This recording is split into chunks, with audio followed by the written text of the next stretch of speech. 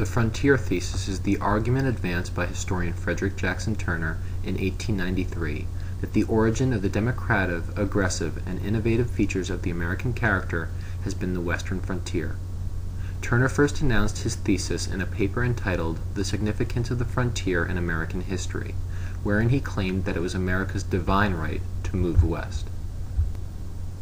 The Lewis and Clark expedition was the first overland expedition undertaken by the United States to the Pacific, chartering land that had never before been mapped. The expedition team was headed by the United States Army soldiers Meriwether Lewis and William Clark. At once, colonists on the East Coast picked up their bags and made the tremulous journey west in the pursuit of a better life, filled with endless opportunities. California, here we come. The colonists, however, failed to treat the land and its inhabitants with respect.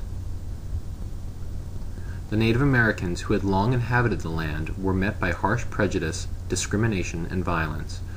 Chief Joseph of the Nez Perce, for instance, who is featured in this photograph, watched helplessly as American colonists slaughtered his entire tribe. The colonists viewed the Native Americans as savage and disobedient. They were frightful of Native American traditions, such as their lavish ghost dance, practiced to worship the gods.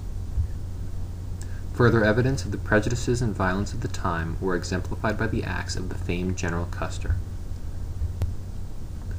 Custer sought to conquer Chief Sitting Bull and his fellow Cheyenne tribesmen, yet Sitting Bull caught him by surprise and instead massacred him and his men at the Battle of Little Bighorn.